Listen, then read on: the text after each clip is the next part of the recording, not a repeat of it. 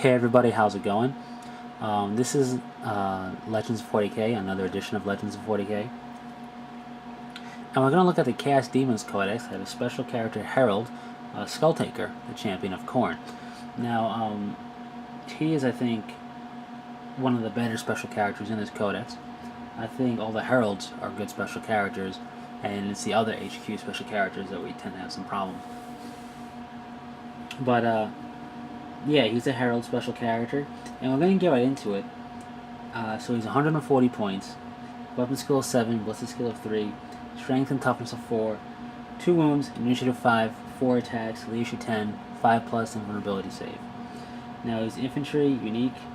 He has demonic gifts, which is like war gear, of Hellblade, Ironhide, Fury of Khorne, Blessing of Blood God.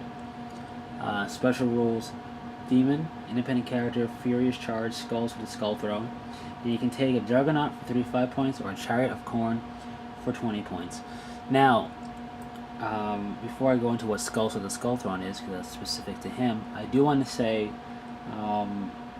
Demon gives him Fearless and Eternal Warrior. In case, just so it could be clear about he has Fearless and he has Eternal Warrior because he's a demon. Now, Skulls for the Skull Throne, basically, when he attacks non-vehicle models, he rends on a 4+, and his rending attacks inflict instant death. He has a power weapon and he has rending, but he rends infantry on a 4+. Basically, he rends non-vehicle models on a 4+. So before we go into that, let's look at his model. I like his model. I like his posing a bit. His cloak is cool. He is unique looking for a bloodletter. I don't like the whole kiss tongue type of thing, but that's what bloodletters have, so whatever. I would have liked to see him in a small cardboard box, like the size of the cardboard box that Sternguard and Vanguard and Samiel come in, with this blister model, and either a conversion piece for the bloodletter kit or something so he can sit on a blood crusher, or I should say on a juggernaut, not on a blood crusher because that's a squad, but on a juggernaut. Because for chariot, you can take this model and build a chariot around it, and you're good. But you can't put this model on a juggernaut. So I would have liked to see the option to put something similar to this model on it instead of having to rely on your own conversion skills for converting a whole bloodletter that sits on a juggernaut. Other than that, I enjoy the model. Now his entry, I think his entry is fair for the point cost and everything. He is only 2 wounds, keep that in mind. He can get shot apart pretty easily, even with the Ironhide demonic gift. So, I think overall his entry is solid and is fair. I think his rending is very nice. He rends, which is instant death, but he does it on a 4+. And his base strength is 4, yeah. But, in Furious Charge he gets up to 5 for a turn. But I do feel his basically, even if he wounds on a 3 or even a 2, he's got a 50-50 shot of just flat out killing the opponent, unless they're an Eternal Warrior. Now, as far as putting him on a Juggernaut or on a Chariot, he would look really cool on a Chariot, don't get me wrong. But he would lose the independent character special rule, and honestly, he doesn't pick up too much, I feel, for it. He gets more wounds out of the deal, which is nice. He doubles his woundage on a Chariot, but he's by himself, and while the Khorne Chariot, I feel, has pretty good survivability in terms of armor save, I still think he can get shot up pretty quickly, especially when he's by himself. I would be more inclined to put him on a Juggernaut, then he can roll with the Blood Crushers, and that would be a very devastating squad to deal with. If you're going to do either, that's what I would recommend. A actual Juggernaut. And that's my phone. Anyways,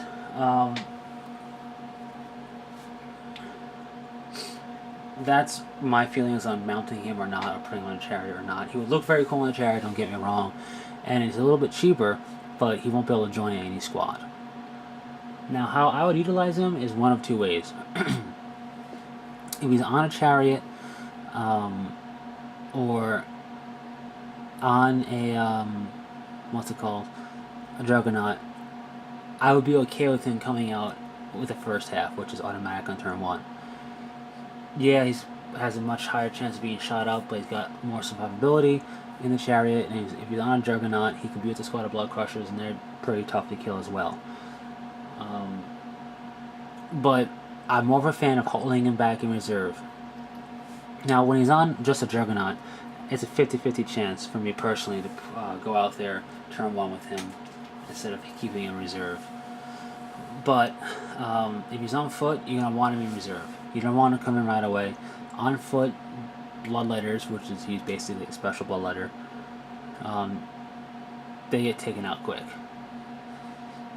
They really can be taken out quick. So you have to, even though he has the Ironhide, he can still be taken out quick, and the squad can be pretty much riddled with holes where he won't do that well with them. So that's your choices. Now, regardless of whether you put him out first turn automatically, provided the dice cooperate with you, or if you keep him in reserve, remember this is all via deep striking, which is, by the way, which you really have to consider. Where you're going to deep strike him, you're going to be bold, you're going to be conservative behind a building. You're going to utilize an icon if he's coming out later in the game, or not. But anyways, regardless of whether or not you do that, I think his real strength comes in HQ hunting, as well as dealing with multi-win models, knob squads. I just lost the name of this squad. Knob squads, Ogren squads, there we go, Trigons, Molochs, Carnifex, even like Ripper Swarms and things of that nature. He has a 50-50 chance of rending with instant death. I can't talk for some reason against these guys, which is nice. I would say if he's with a squad of blood crushers, throw him against anything toughness wise. It doesn't matter. The blood crushers will help against that a little bit. But if he's with some bloodletters, then I would recommend going after Ogren the highest. I wouldn't really go against toughness 6 unless, I mean, if you get the charge, then go ahead, then the bloodletters will have an easier time, but I would say toughness 5 is where you want to stop when you have him with bloodletters. Now, if he's by himself with the chariot, go straight on against the biggest baddies the enemies can field. If they have Eternal Warrior, you're just going to wound them easier, depending on what their toughness is, of course. If they don't have Eternal Warrior, they're going to die.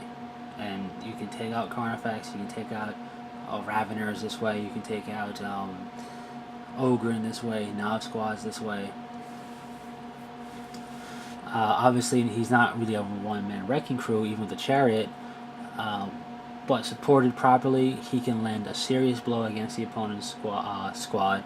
Then the bloodletters or the blood crushers come in, depending on the initiative order with your enemy, and there won't be much left by the time they get to go. So he's very much, I think, super potent on the charge, less potent off the charge because he loses Furious Charge, but still a force to be reckoned with even if he's 2 wounds. That's just my opinion.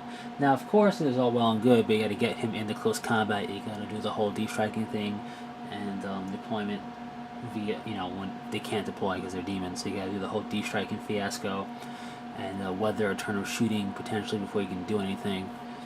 But that's all part of playing a demon's army, and I think you can do pretty well with Skulltaker. I feel the Heralds are some of the stronger special characters in the Codex, and a Skulltaker being a Herald is no exception to that. Anyway, that's pretty much it for the Skulltaker. Not too much to say about him really, past some of the obvious ideas for him, But really, I think it's he's more just in-your-face brutality and not so much deception. So it's not. Could you find some tricky combo type things to do with him? Of course, but I think he can just do the standard tactic of get stuck in with the enemy, and he'll be fine. You don't have to do too much crazy devious stuff with him, and he should be okay. So hopefully that was helpful, and I didn't ramble too badly. I just got hit with a wave of tiredness when I started this video, so hopefully things made some sense. And until next time, take it easy.